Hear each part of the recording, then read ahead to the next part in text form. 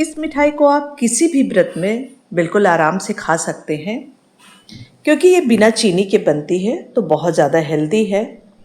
इस मिठाई को मैंने जिसे भी खिलाया सब ने इसकी रेसिपी मांगी, इसीलिए मैंने ये रेसिपी आप लोगों के साथ भी शेयर की है ताकि आप भी इस मिठाई को घर में आसानी से बना सकें। इस मिठाई को आप 1 से 1.5 महीने तक रख भी सकते हैं, ख़राब बिल्कुल नहीं होगी और इतनी ज़्यादा टेस्टी है कि आप इसे बार बार बनाना पसंद भी करेंगे।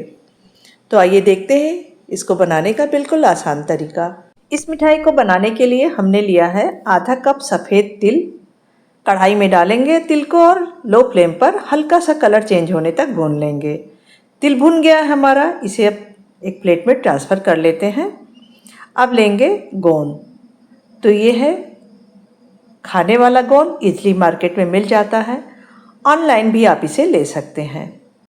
ये है गोंद कतीरा, ये पानी में भिगो कर खाया जाता है और वो छोटा वाला गोंद है जो घी में तल करके खाया जाता है। कढ़ाई में डालेंगे आधा कप देसी घी। घी अच्छे से जब गर्म हो जाएगा तब डालेंगे इसमें गोंद। तो गोंद को हम 2 बार में तल लेंगे। जब गोंद फूल जाए तब आप फ्लेम को लो कर दें और इसे थोड़ी देर और भून लें ताकि ये अंदर तक अच्छे से सिक जाए। अगर गोंद कच्चा रहेगा तो ये खाने में बिल्कुल भी अच्छा नहीं लगेगा। 2 बार में हमने सारे गोंद को तल लिया है। आपको रेसिपी थोड़ी भी अच्छी लगती हो तो लाइक, शेयर और चैनल को सब्सक्राइब जरूर कीजिए। आप देखें गोंद बहुत ही क्रिस्पी है, तो इसी तरीके से आप गोंद को तल करके तैयार कर लें। अब लेंगे मिक्सी का जार और इसमें डालेंगे आधा कप बादाम, आधा कप अखरोट, आधा कप काजू। ये रोस्टेड काजू है, आप कच्चा काजू भी ले सकते हैं।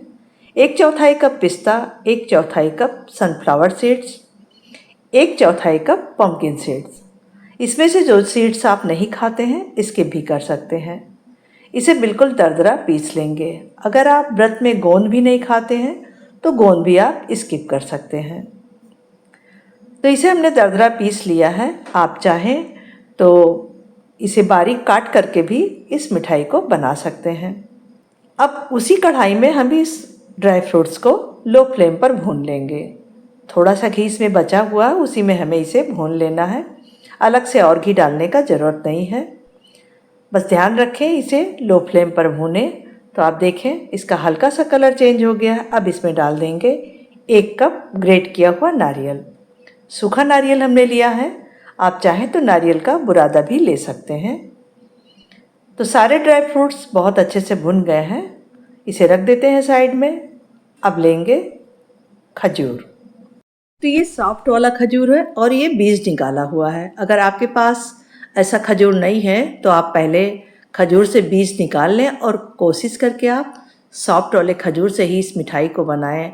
अगर खजूर हार्ड होगा उसे पानी में भिगो करके आप पीसेंगे तो मिठाई बहुत जल्दी ख़राब हो जाएगी। इसे हमें बिल्कुल बारीक पीस लेना है। तो यहाँ पर हमने लिया है 1 केजी खजूर। खजूर में पानी बिल्कुल न डालें, सॉफ्ट वाला खजूर है, बिल्कुल आसानी से ये पिस जाएगा।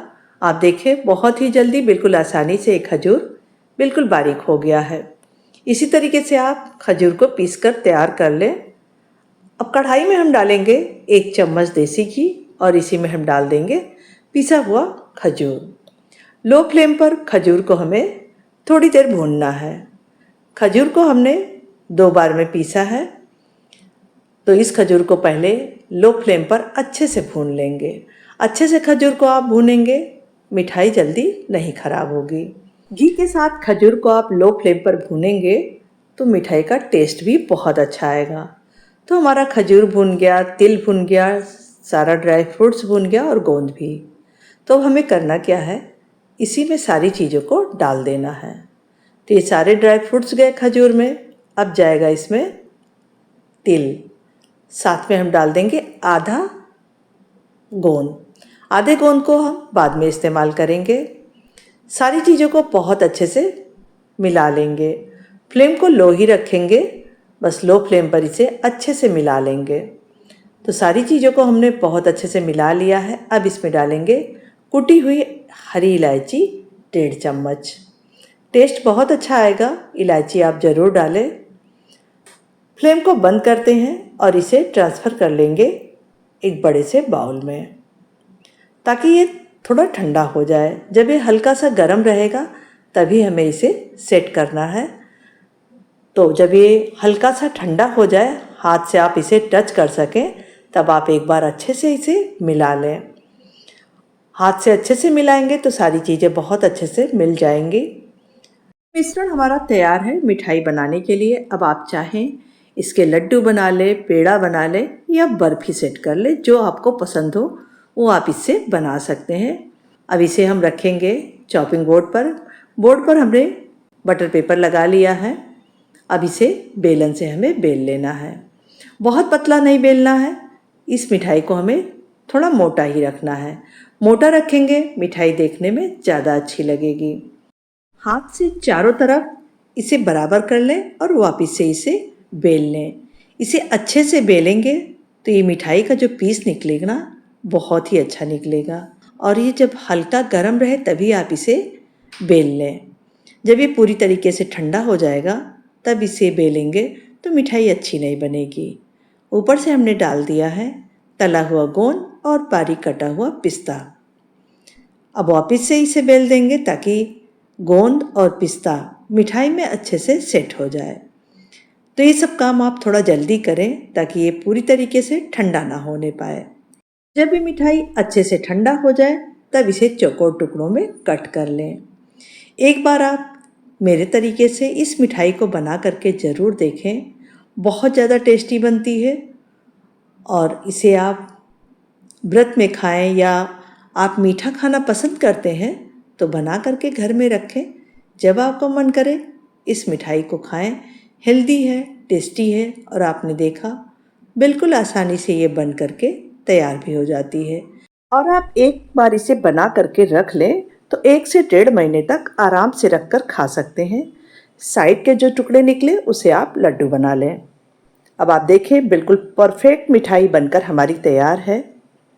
इसे आप व्रत के लिए बनाएं या ऐसे खाने के लिए बनाएं, ज़रूर एक बार ट्राई कीजिए। बहुत ही अच्छी मिठाई बनती है और चीनी वाली मिठाई से कहीं ज़्यादा हेल्दी भी है। इतने सारे नट्स और खजूर के साथ बनी है ये मिठाई। तो इसे आप बनाकर घर में सभी को खिलाएं। सभी को ये मिठाई बहुत पसंद आएगी।